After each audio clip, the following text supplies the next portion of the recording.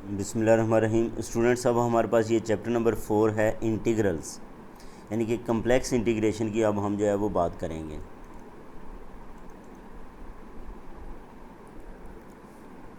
अब ये हमारे पास स्टूडेंट्स टॉपिक है definite integrals of functions W T. यानी कि डब्ल्यू टी बेसिकली क्या है, हमारे पास एक कम्प्लेक्स वैल्यूड फंक्शन है और जिसमें टी जो है वो रियल वेरिएबल है। इसको हम अगर रियल और इमेजिनरी पार्ट्स में सेपरेट करें तो इस तरह लिखा जा सकता है U T plus Yotta we T. अब हमें इसको इंटीग्रेट करना है फ्रॉम ए टू बी, तो हम क्या करेंगे, इसकी अलग-अलग इसको जो है वो इंटीग्रेट कर देंगे। ठीक है, यानी कि यू टी की इंटीग्रेशन फिर वी टी की इंटीग्रेशन, दोनों की वैल्यूज़ को इधर पुट करोगे तो डब्ल्यू टी की इंटीग्रेशन आ जाएगी।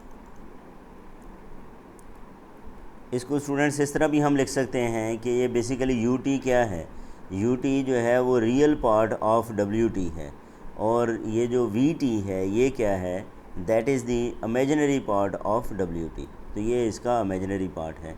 तो अब हम इससे रिलेटेड एक एग्जांपल को डिस्कस करते हैं। अब ये स्टूडेंट्स हमारे पास जो है वो एक इंटीग्रल है, इसको हम इंटीग्रेट करना चाहते हैं 1 प्लस आयोटा टी इसका स्क्वायर, और ये डेफिनेट इंटीग्रल है क्योंकि इसकी लिमिट जो है वो 0 से 1 डिफाइंड है। तो हम क्या करेंगे, इसके सबसे पहले इसके स्क्वायर को ओपन करके इसका जो रियल पार्ट है उसको हम अलहदा करेंगे, इमेजिनरी पार्ट को अलहदा करेंगे, दोनों को सेपरेटली। अब ये हमारे पास जो इंटीग्रल है, जो रियल के अंदर हम इंटीग्रल पढ़ते हैं वो वाला इंटीग्रल बन गया है। तो हमने क्या करना है, इसको डेफिनेट इंटीग्रल को सॉल्व कर लेना है। जैसे 1 माइनस टी स्क्वायर है तो ये T minus T cube over 3 आ जाएगा, फिर अपर लिमिट पुट करेंगे माइनस लोअर लिमिट पुट करेंगे। इसी तरह 2t है तो t का इंटीग्रल जो है वो टी स्क्वायर ओवर 2 आएगा, 2 से कैंसिल होके, तो ये फिर अपर लिमिट लोअर लिमिट। अब ये हमारे पास डेफिनेट इंटीग्रल की एग्जांपल थी। इसके बाद है इम्प्रॉपर इंटीग्रल्स को भी हम इसी तरह जो है वो एक्सप्लेन कर सकते हैं, डिफ़ाइन कर सकते हैं। ठीक है, और एग्जिस्टेंस ऑफ इंटीग्रल्स जो है कब इंश्योर होती है, if those functions are piecewise continuous on the interval.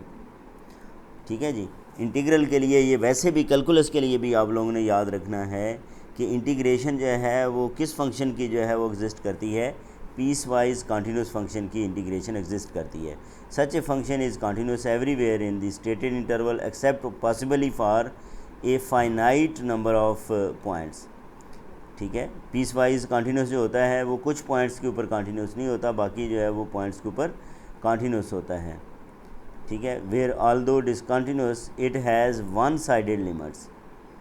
ठीक है, जहाँ पे ये डिसकंटिन्यूस होता है वहाँ पे वन साइडेड लिमिट्स भी होती हैं, यानी कि दोनों में से कोई एक लिमिट जो है वो क्या कर रही होती है, एग्जिस्ट कर रही होती है। ठीक है, तो इसी तरह जो है वो of course only the right hand limit is required at A के ऊपर जो है वो राइट हैंड लिमिट की ज़रूरत होती है, और बी के ऊपर जो है वो लेफ़्ट हैंड लिमिट की ज़रूरत होती है। When both U and V are piecewise continuous, जब ये पीस वाइज कंटिन्यूस होंगे तो function is said to have that property. जिसका मतलब वो फंक्शन भी जो है वो पीस वाइज कंटिन्यूस ही है, वो फंक्शन भी क्या है, पीस वाइज कंटिन्यूस है। फिर स्टूडेंट्स ये है कि वो जो फंडामेंटल ऑफ इंटीग्रल कैलकुलस है उसको हम यहाँ पे भी अप्लाई कर सकते हैं। ठीक है, जैसे ये डब्ल्यू टी को आप पार्ट्स के अंदर लिखें तो ये क्या लिखा जाएगा, यू टी और वी टी, और कैपिटल डब्ल्यू टी को आप जो है वो capital U T plus Yotta we T लिख सकते हैं। ठीक है, अब ये है कि इसको इसके साथ रिलेट करें, इसको इसके साथ जो है वो रिलेट करें, और ये फंक्शंस जो हैं वो कंटिन्यूस हैं on the interval A to B. और दूसरा ये है कि डब्ल्यू टी का जो डेरिवेटिव है वो किसके इक्वल है, that is equal to W T. तो ये कब पॉसिबल होगा, जब यू टी का डेरिवेटिव यू टी के इक्वल आएगा, वी टी का डेरिवेटिव वी टी के इक्वल आएगा। अब हम जो है वो इसको उस फॉर्म में अगर लिखें तो ये हम लिख सकते हैं कि ये जो डब्ल्यू टी का इंटीग्रल है फ्रॉम ए टू बी, ये किसके इक्वल है, U T limit from A to B, और इसी तरह V T limit from A to B. फिर इसके इंटीग्रल के लिए ये देखें हमारे पास फंडामेंटल ऑफ इंटीग्रल कैलकुलस को यूज़ करें तो हमने क्या करना है, टी की जगह पे अपर लिमिट पुट करनी है, फिर टी की जगह पे लोअर लिमिट जो है वो पुट कर देनी है। ठीक है, तो ये बेसिकली क्या आ गया है, अगर आप इसको मज़ीद जो है वो टर्म्स को आगे पीछे करके इनको तरतीब दें तो ये W B minus W A आ गया है। ठीक है जी, और इधर जो है वो आयोटा बी होगा स्टूडेंट्स। ठीक है, और इसको जो है वो आप W T from A to B लिख सकते हैं, W T from A to B लिखा जा सकता है।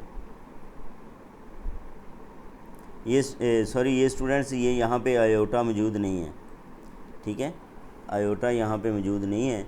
ये हम W B minus W A को ए टू बी जो है वो डब्ल्यू टी लिखा जा सकता है। नेक्स्ट हमारे पास एग्जांपल है। एग्जांपल में क्या है कि हम इस इंटीग्रल को फाइंड करना चाहते हैं, E raise to power iota T को। अब E raise to power iota T का डेरिवेटिव जो है वो क्या बनता है, वो इक्वल होता है iota E raise to power iota T. इसका मतलब इसका इंटीग्रल जो है वो क्या आएगा, हमारे पास E raise to power iota T आएगा। तो अब इसके लिए हमें इसका आगे डेरिवेटिव बनाना है। हम क्या करेंगे, आयोटा से मल्टीप्लाई भी करेंगे और डिवाइड भी कर देंगे, और जो आयोटा से डिवाइड किया, ठीक है, आयोटा से डिवाइड किया वो दोबारा जो है वो माइनस आयोटा में चेंज हो जाएगा। और इस तरह इसकी लिमिट जो है वो अपर लिमिट π/4, नीचे जो लोअर लिमिट है वो 0 है। इसको जो है वो पुट करेंगे तो सिंप्लीफाई करें तो ये हमारे पास आंसर आ गया।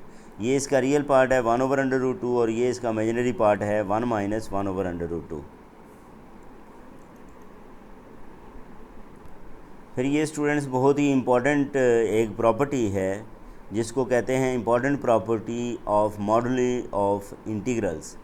यानी कि ये हमारे पास डेफिनेट इंटीग्रल है A to B W T D T, इसका मॉड जो है वो लेस दैन इक्वल होता है A to B W T mod के। ठीक है जी, और ये हमारे पास जो ए और बी है ये किस आर्डर में है, A is less than equal to B. ठीक है जी, अब ये देखें स्टूडेंट्स, ये क्वेश्चन नंबर 2 को अगर आप देखें तो evaluate the following integrals, in integrals को एवेल्यूएट करना है। तो आप करेंगे क्या, इसके स्क्वायर को ओपन करेंगे, रियल और इमेजिनरी पार्ट्स को सेपरेट करके। आम हमारी जो है वो डेफिनेट इंटीग्रेशन है और इसका आंसर आपके पास ये आ जाएगा -1/2 माइनस आयोटा log ऑफ 4। फिर इसमें भी आप लोगों ने स्टूडेंट्स क्या करना है, इसका इंटीग्रल लेना है तो ये इसके ऊपर वाले पोर्शन का आगे डेरिवेटिव मौजूद होना चाहिए, और वो क्या है, वो 2 आयोटा है। हम क्या करेंगे, 2 आयोटा से मल्टीप्लाई भी कर देंगे, डिवाइड भी कर देंगे। तो इसको इंटीग्रेट करें आम इंटीग्रेशन की तरह, तो ये हमारे पास आंसर आ जाएगा √3/4 प्लस आयोटा/4। फिर E raise to power -ZT और लिमिट जो है ये इम्प्रॉपर इंटीग्रल है। ठीक है, E raise to power -ZT, इसका इंटीग्रल ले लेंगे और फिर जो है वो इसके अंदर लिमिट पुट करेंगे तो आप देखें इसका आंसर 1/z आ जाएगा। बाकी ये शो दैट में ये स्टूडेंट्स आप रिज़ल्ट जो है वो जहन में रख लें कि जब E raise to power iota m theta E raise to power minus iota n theta आ जाए और m और n की वैल्यू आपस में इक्वल ना हो तो इसका आंसर जो है वो किसके इक्वल होता है, 0 के इक्वल होता है। और अगर m और n आपस में इक्वल आ जाए तो आंसर क्या होता है, 2π के इक्वल आता है। तो ये स्टूडेंट्स हमारे पास सिंपल कॉम्प्लेक्स डेफिनेट इंटीग्रल्स थे। तो नेक्स्ट हमारे पास जो है वो हम कंटूर्स इंटीग्रेशन को जो है वो अंडर डिस्कशन होगी और ये नेक्स्ट वीडियो के अंदर डिस्कस करेंगे। अपना ख्याल रखें, अल्लाह हाफिज़।